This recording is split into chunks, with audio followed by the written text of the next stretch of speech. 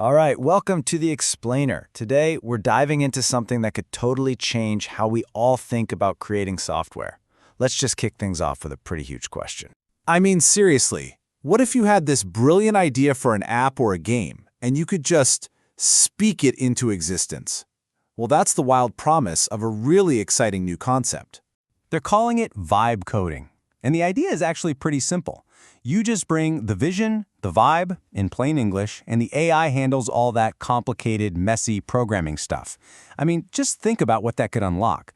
Custom tools for your business, maybe the next hit game, all created just by describing what you want. The ultimate goal here is absolutely wild. Software on demand. Any app, any website, any tool you can dream up, created right when you need it.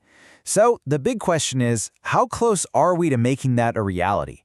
Well, we figured there's only one way to find out. We decided to put it to the test.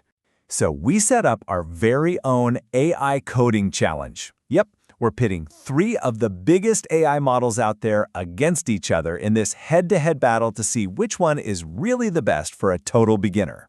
All right, here's the tale of the tape. In one corner, we've got GPT-5. In another, we have Claude 4.1 Opus. And our third contender is Grok 4. They're going to face 3 totally different challenges. First, building a web-based game, then a productivity app, and finally, the big one, a native iOS app. So, let the coding begin. First up, the web game. We kept the prompt super simple. Build us a classic 2D spaceship shooter. And you know what? All 3 AIs actually delivered a working game. But how they looked and played, well, that was worlds apart. Man, right out of the gate, we saw this huge difference in style. Claude's game was hands down the best looking.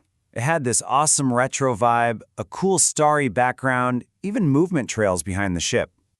ChatGPT's was, fine, minimalistic, but Grok's, oof, it was just boring gray circles. But hey, looks aren't everything. How did they actually play? And this is where the whole thing just flipped on its head. ChatGPT and Grok both made a much more dynamic game. Asteroids were flying in from all over the place, and you could spin your ship 360 degrees. Claude's game, on the other hand, was more like a classic Space Invaders, where enemies only come from the top. So right away, we've got a split decision. One AI wins on looks, the others win on gameplay. So, there you have it. After round 1, it's a straight-up tie.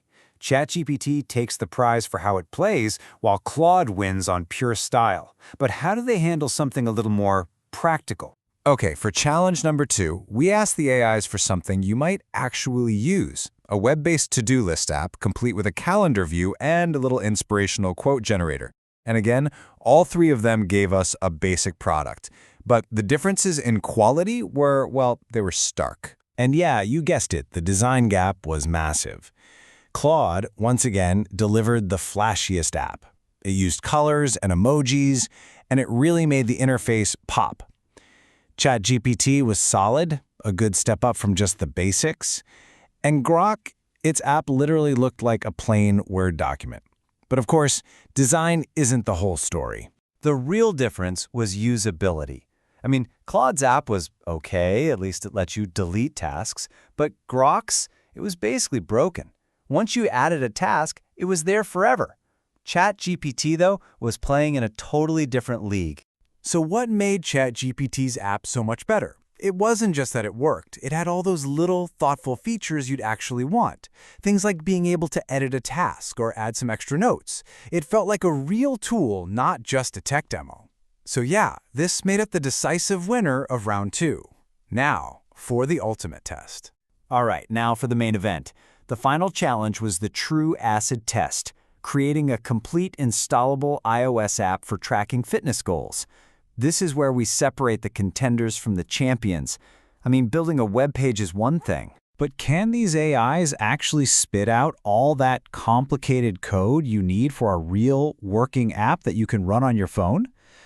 The results here were kind of shocking, actually. I mean, ChatGPT and Grok, total failures. Their code just wouldn't even run. But Claude, somehow, Claude actually did it. It generated a working iOS app. I mean, that's a huge victory, right? Or was it? It was definitely a win, for sure. But it's a win that comes with a giant asterisk next to it. Because yes, the app actually worked, but it was extremely limited. It didn't really deliver on the full idea we prompted it with. So, while the app ran, calling it a fitness tracker was a bit of a stretch. It couldn't calculate anything on its own, and you couldn't even set goals in it. It was really more of a technical proof of concept than a useful tool. So, after 3 intense challenges, what have we learned? It is time to tally up the scores and finally crown our vibe coding champion. And when you look at the final scorecard, wow, it is a dead heat. With 1 outright win and 1 tie each, Claude and ChatGPT are perfectly matched. Claude took the prize for style and pulled off that stunning iOS upset, while ChatGPT consistently gave us the best functionality.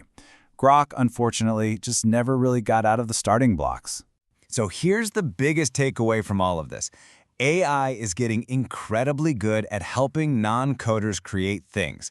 But for a true beginner, that dream of creating a complex mobile app with just 1 prompt, well, it isn't quite here yet. You're much, much better off sticking to web-based projects for now. So which one should you use? Well, if you want to build functional web apps and games, ChatGPT is your most reliable all-around choice.